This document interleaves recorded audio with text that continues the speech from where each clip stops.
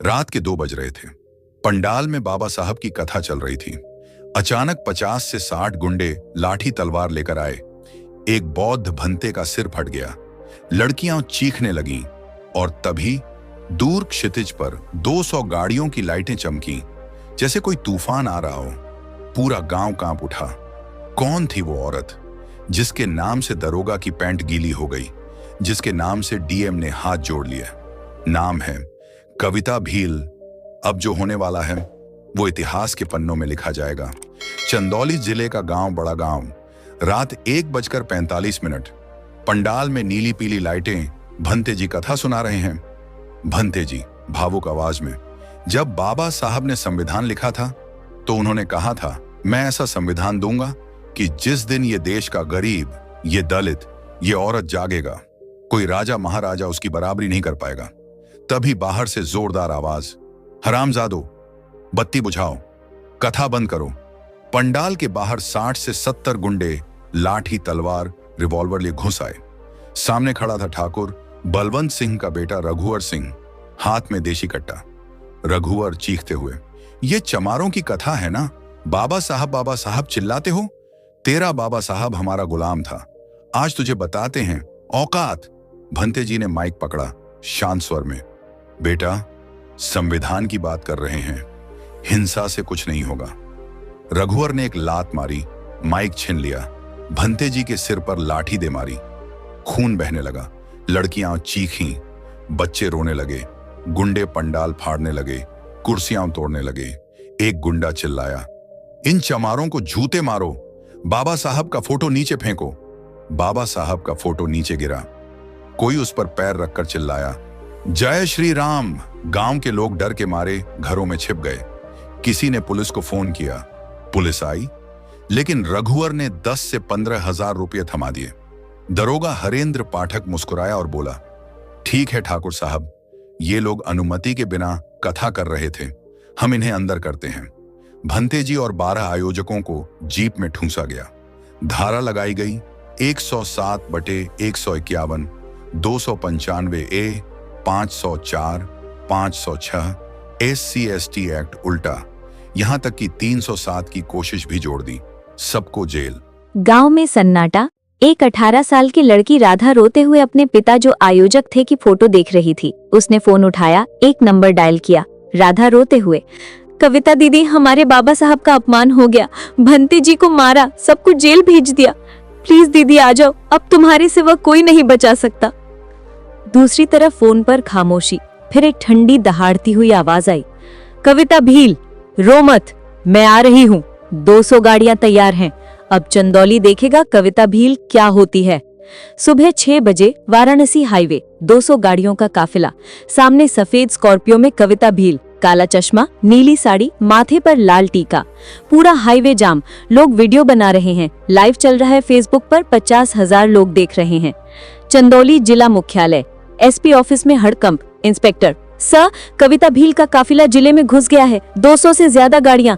DM पसीना पोंछते हुए, कौन कविता भील?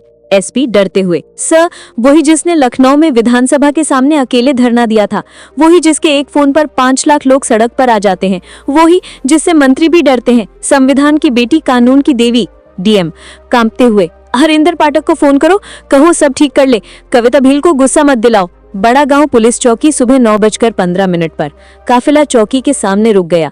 धूल उड़ रही है, लोग दौड़ रहे हैं। कविता दीदी आ गई। भीड़ चीख रही है, कविता दीदी जिंदाबाद, जय भीम, जय भारत, अब जुल्म नहीं सहेंगे। स्कॉर्पियो का दरवाजा खुला। धीरे धीरे उतरी कविता भील, चाल शेरनी जैसी, काला चश्मा, हाथ में संविधान की किताब। पूरा गांव सन्नाटे में।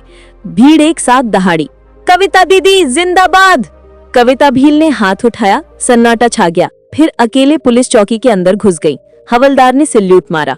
दरोगा का कमरा, मेन कन्फ्रंटेशन सीन। दरोगा हरेंद्र पाठक चाय पी रहा था। दरवाजा धड़ाम से खुला। कविता भील अंदर। दरोगा हकलाते हुए कहा, कविता जी आप?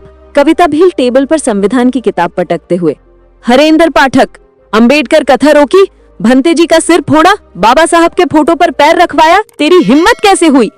दरोगा, देखिए मैडम, अनुमति नहीं थी। कविता भील गुस्से से टेबल पर जोरदार मुक्का। अनुमति? संविधान के अनुच्छेद 19(1)(a) के में लिखा है, हर नागरिक को अभिव्यक्ति की स्वतंत्रता है, धर्म प्रचार की स्वतंत्रता है। कथा करने के लिए अनुमति? तेरे बाप का कानून है क्या? दरोगा चुप। कविता भील आगे बढ़ते हुए, अनुच्छेद 15 राज्य धर्म जाति लिंग के आधार पर भेदभाव नहीं करेगा। अनुच्छेद 17 अस्पृश्यता खत्म। अनुच्छेद 21 जीवन और व्यक्तिगत स्वतंत्रता का अधिकार। तेरे जैसे दरोगा इन धाराओं को रुमाल बना के पहुंचते हैं ना? दरोगा पसीना पोंछते हुए, मैडम गलती हो गई। कविता भील गलती नहीं, अपराध किया है तूने। SC/ST एक्ट की धारा 3(1)(R) दलित को जानबूझकर अपमानित करना 6 महीने से 5 साल की सजा।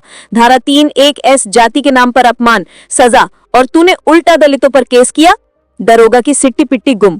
कविता भील चीखते हुए, ये कुर्सी तेरे बाप की नहीं, जनता की है। जिस दिन जनता औकात पर आई तुझे कुर्सी समेत कब्रिस्तान पहुंचा देगी, याद रख। दरोगा गुस्से में, बहुत हो गया, गिरफ्तार करो इनको। धारा 353, 504, 506। पुलिस वाले आगे बढ़े, बाहर भीड़ दहाड़ी। दीदी को हाथ लगाया तो चौकी जला देंगे। हजारों लोग चौकी में घुस आए, पुलिस पीछे हट गई। डीएम का आगमन। डीएम साहब दौड़ते हुए आए, हाथ जोड़ लिए। कविता जी, जय भीम, मैं माफी चाहता हूँ, ये नासमझ दरोगा है, मैं अभी सस्पेंड करता हूँ। कविता भील ठंडी आवाज में, 20 मिनट का वक्त देती हूँ। 1 दरोगा सस्पेंड। 2 गुंडों पर SC/ST एक्ट 307 की कोशिश, 295(a) बलवा मारपीट की धाराएं। 3 भंतेजी और सारे आयोजक रिहा। 4 गांव में आज शाम से कथा शुरू, पुलिस सुरक्षा के साथ। लाइव कैमरा चल रहा है, पूरा देश देख रहा है। 20 मिनट। 19 मिनट बाद सारी शर्तें मान ली गई। दरोगा सस्पेंड, गुंडे जेल, भंतेजी और सारे लोग रिहा, पूरा गांव पंडाल में। कविता भील मंच पर, डीएम हाथ जोड़कर खड़ा। कविता भील माइक पर, याद रखो, जब तक एक भी दलित, एक भी औरत, एक भी गरीब रोएगा, कविता भील जिंदा है। जय भीम, जय भारत। भीड़ जय भीम, जय भीम। कविता भील काफिले में बैठी, काफिला धूल उड़ाता हुआ चला गया। पंडाल में कथा शुरू हुई और चंदौली की रात नीली हो गई, नीले झंडे के रंग में।